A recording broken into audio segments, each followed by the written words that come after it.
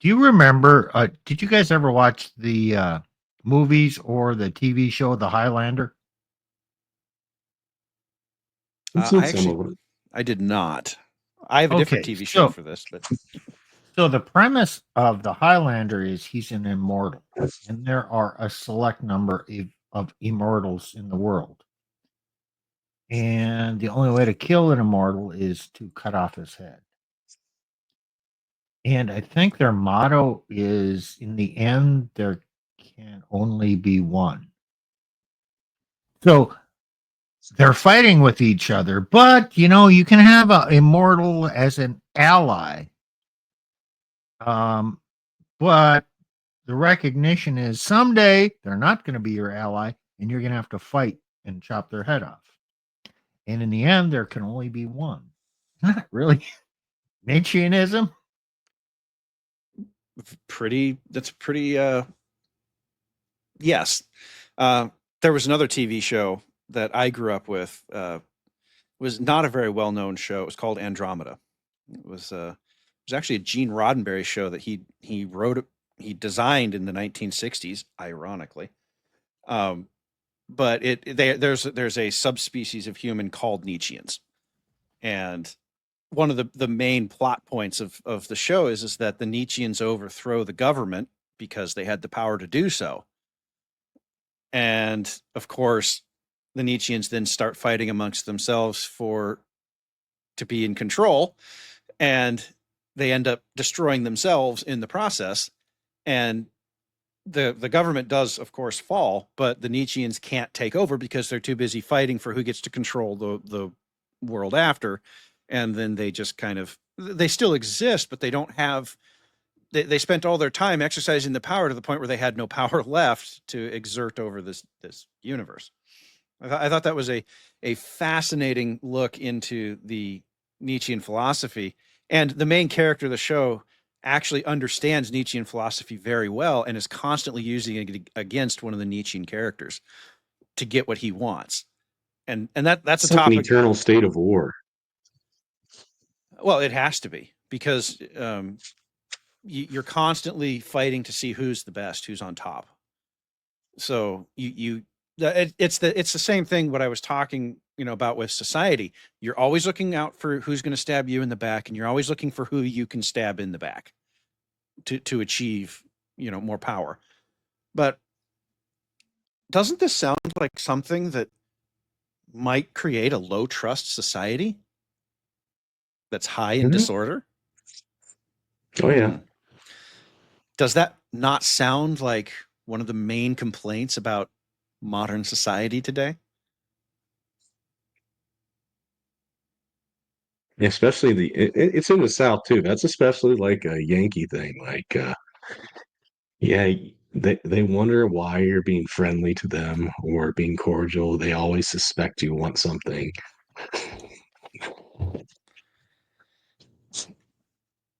Well, Like, what's in it for you? What are yeah. you going to get out of me? What? Where's Well, the knife? well, because Basically. because your society becomes about the pursuit of power above all else. You can't pursue a civilization when you're pursuing power for yourself, can you? Not really. Just power for power self now. So, You know, the word patriarchy comes to mind.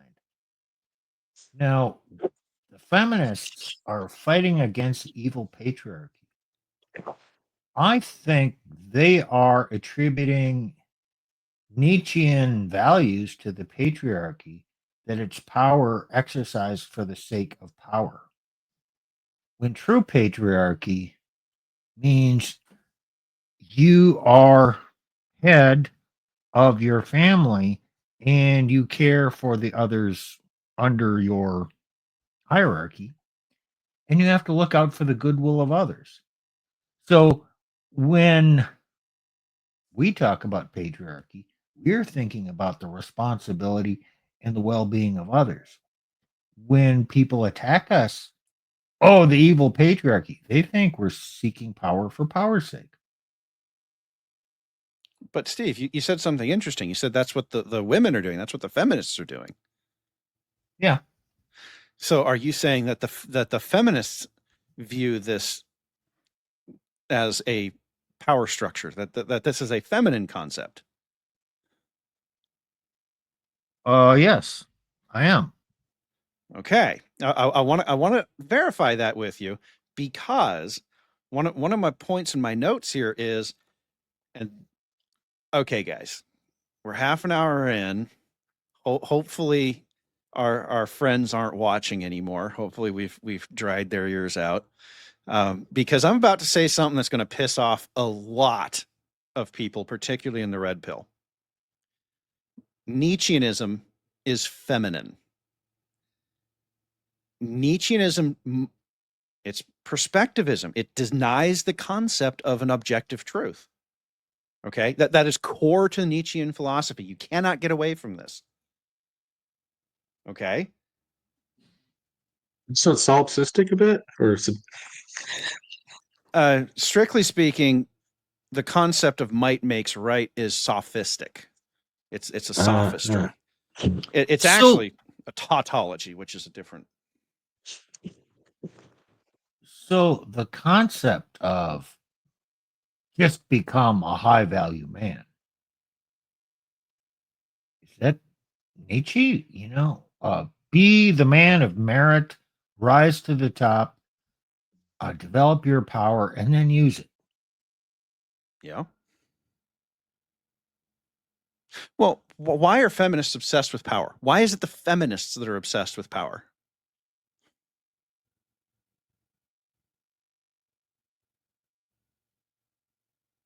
because they want to.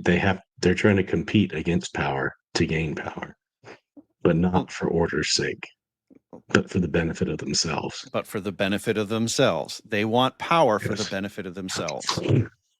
They don't trust someone else to guide them Oh. for their own best interests. So therefore, they want the power so they can do it themselves. Low But trust the society. thing is, yes, but when women, this is a general statement. When a woman gets the power, she uses it to destroy. She destroys her family. She removes the father from the family, therefore destroys her kids. Mm-hmm. Oftentimes, she's just mentally, what is it? Or emotionally unhinged. and then you look at where she ends up. She squandered her youth and her fertility, and now she's older and she thinks there's going to be a man out there. Now, as she gets older, men just don't pay attention to her. So she grows old, theoretically alone, with box wine and cats. So, Okay. isn't that destructive behavior? Yes, it is. And does this behavior not sound very similar to the sort of destruction that Neitzscheanism can and does lead to? You also see it in the red pill. Oh yeah. Oh. I did just call Neitzscheanism feminism. So I don't know what you guys see. You see, they say, "Oh, the manosphere, the manosphere.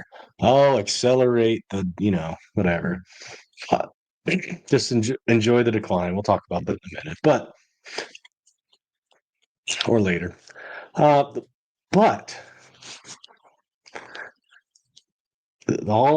I'm not saying alphaness is wrong. I'm not saying power itself is wrong. But power for power's sake, for ego self, can only destroy. And so when you adopt Nietzscheanism,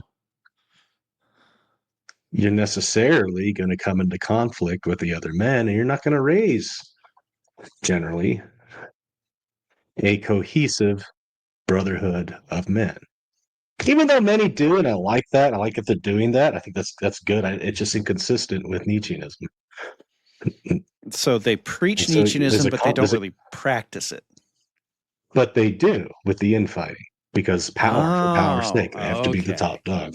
Yes. It's inconsistent. Nick got exactly where I wanted to go. Thank you, Nick. The go ahead, Steve. It wasn't always so. Oh, what? In Really? fact, no, no. You gotta know a little bit of history. You can get it by walking around your town and looking at some letters at the top of buildings. There was, in every town, there was some group, the Italian club, the Belgian club, fraternal order of whatever, of workers. They didn't have insurance. They needed to band together in a brotherhood to help out others. And there were all kinds of men's organizations where men would band together in solidarity to help each other out. They were brotherhoods, they were fraternal, they were paternal. We don't have that now. They've all gone away, and not a single one has been established recently. Steve, you just said that the red pill isn't one. No, the red pill isn't one. We teach others, we show our philosophy, but it's kind of every man for himself. There is some altruism.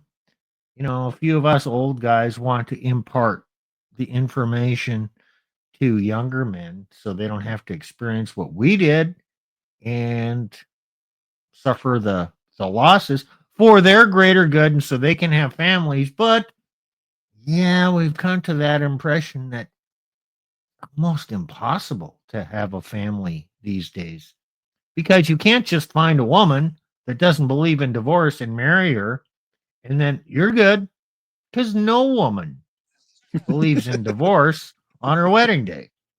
Yep. My ex certainly didn't believe on divorce when she was saying the vows. Certainly. Uh-huh. Yep. Okay. Mine.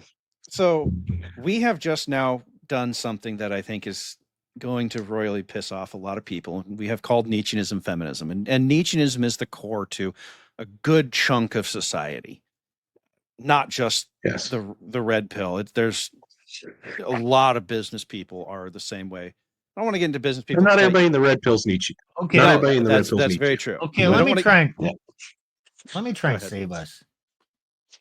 Neitzscheanism is so prevalent in our modern world, in our society, that all of us think a little bit Nietzschean. Yeah. So, yeah, it's in feminism. Is Neitzscheanism in the red pill? Yeah, because it's in the air we breathe. So by saying, "Oh, red pill is Nietzschean," okay, like everything is Nietzschean. Well, I don't think a lot of the red pill guys would deny that it's Nietzscheanism. I think they might twist a little bit at the fact that it's also feminist. It's feminine, and I did call it feminine because it is men who wield objective truth. It is men who build civilizations. Men are the builders and creators and the civilizers, and Nietzscheanism cannot build things. You have to use something other than Nietzscheanism to do it, because Nietzscheanism itself. Well, okay. I was talking with a philosopher friend of mine, and he noted that he never actually met a Nietzscheanism or a Nietzschean, somebody who actually just follows what Nietzsche teaches. I'm not talking Neitzscheastructuralism, just raw Nietzschean philosophy. And we kind of came to the conclusion after looking through some data and some he had some access to some journals, and he said, so really there's three things that happen to Nietzscheans. They splatter their brains across the ceiling. They cut themselves off from everybody in an attempt to prove that they can dominate their world on their own, and then eventually splatter their brains across the ceiling when they fail to achieve that ideal. Or they pick and choose the parts in Nietzsche that they like.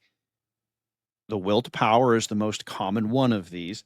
And then they fill the holes with other philosophies that they've encountered along in life. I have encountered Nietzschean Christians, which, if you actually have read Nietzschean philosophy, makes zero sense, but I have encountered it. Because Is it Nietzsche was just because very, they're boomers? yes. We're going to get into what the even Christian boomer have done to their kids in the name of following some of Nietzschean will to power stuff. That's going to be more towards the end when we're trying to tie this all up and make a point out of it. But yes, there is such a thing as a Christian Nietzschean, which would absolutely it would make Nietzsche blubber like a toddler, like because he hated Christians.